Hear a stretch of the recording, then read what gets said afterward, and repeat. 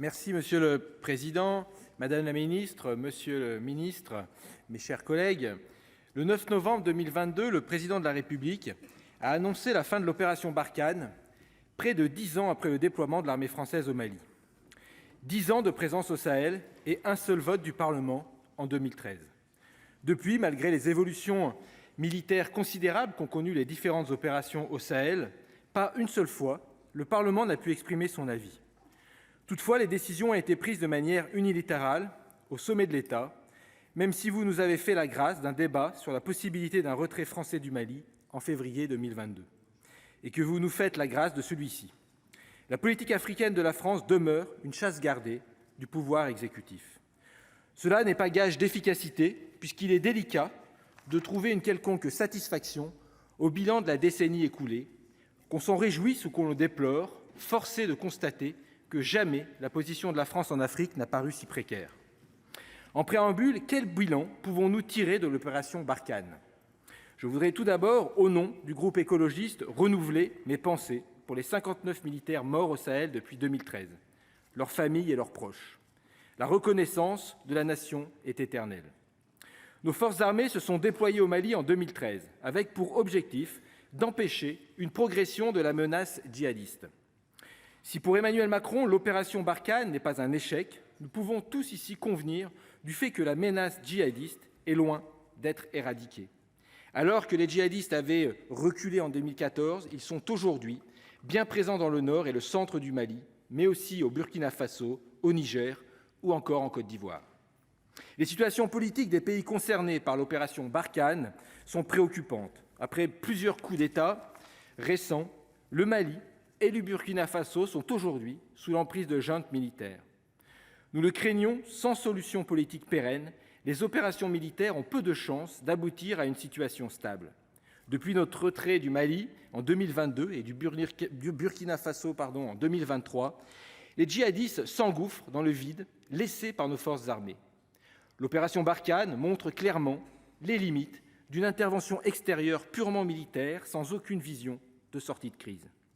La situation chaotique de ces pays et de bien d'autres en Afrique, couplée avec un sentiment anti-français de plus en plus prégnant, ouvre la voie à l'influence russe et en particulier à la milice Wagner, aujourd'hui présente dans 17 pays africains. La relation étroite de la France avec le continent africain s'est abîmée. Le sentiment anti-français a progressé à grande vitesse ces dernières décennies. Mais pourquoi ? La présence croissante de puissances étrangères cherchant à instrumentaliser le rejet de la France l'explique, mais seulement en partie. C'est notamment le manque important de transparence des opérations militaires françaises qui est mis en cause. Comment les peuples et gouvernements africains peuvent-ils nous faire confiance quand nous prenons des décisions sur l'avenir de leur pays sans leur consentement ? Ce modèle d'intervention militaire paternaliste qui n'associe pas ou peu la décision des gouvernements des pays théâtres d'opération a fait montre de toutes ses limites. Une nouvelle fois, il paraît impensable à l'avenir d'envoyer nos troupes dans des pays sans débouchés politiques tangibles ou sans association étroite sur la durée avec les pouvoirs politiques en place. Nous devons absolument être plus transparents sur nos actions et reconnaître nos bavures et erreurs, comme le dramatique bombardement d'un mariage le 3 janvier 2021 au Mali. Les peuples africains reprochent également à la France une indignation à géométrie variable concernant leurs dirigeants selon leur degré de coopération avec Paris. Et à raison. Pourquoi dénoncer à juste titre la dictature militaire au Mali, mais soutenir Idriss Déby, président du Tchad pendant 30 ans, puis son fils, placé au pouvoir après sa mort ? Le respect de la volonté des peuples et des droits humains doivent être notre boussole. Alors que les effectifs de l'armée française sont réorientés au Niger et au Tchad, là où demeurent certains intérêts stratégiques vitaux, comme la fourniture d'uranium de nos centrales nucléaires, il est plus que clair que nous devons bâtir un nouveau type de coopération avec le continent africain. Les accords de défense, comme les partenariats économiques, doivent être conclus dans l'intérêt des peuples, tout en prenant garde à ne pas s'immiscer dans les affaires intérieures des pays. En parallèle, il nous faut continuer à soutenir le développement du continent et renforcer notre solidarité avec les pays les plus pauvres, notamment via notre aide publique au développement. Si des efforts notables ont été effectués depuis le vote de la loi de programmation, il y a 2 ans, nous rappelons avec force la nécessité de contribuer au développement par des dons directs et non des prêts. Ces derniers conduisent à prioriser les pays à revenus intermédiaires plutôt que les pays pauvres. L'aide apportée par notre pays doit être beaucoup plus ciblée et localisée. Garantir la sécurité et la subsistance à travers des réseaux locaux est une autre manière de lutter contre les terroristes qui, bien souvent, assoient son influence en subvenant aux besoins des populations. Nous devons ce juste retour car notre dette envers le continent africain est immense. Mais nous devons aussi accompagner l'Afrique dans un développement qui se doit immédiatement d'être durable. Il faut davantage conditionner les aides versées au respect des droits humains, démocratiques, sociaux et écologiques, notamment les droits des femmes et ceux des peuples autochtones.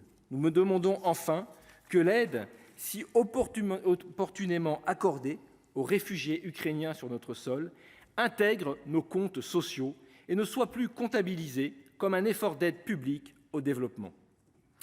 En plus de l'APD, il est nécessaire d'annuler les dettes de certains pays africains, notamment les dettes contractées par des dictatures, dans le seul but d'enrichir le clan au pouvoir ou d'engager des actions qui vont à l'encontre de l'intérêt général. Tout cela est indispensable pour anticiper les futures décennies. Nous le savons, les pays les plus au sud, les pays les plus pauvres, vont subir et subissent déjà les conséquences les plus graves du réchauffement climatique. Sommes-nous prêts à accueillir les futurs réfugiés climatiques qui arriveront par millions en Europe? Nous peinons déjà à accueillir dignement les réfugiés qui entrent sur notre sol.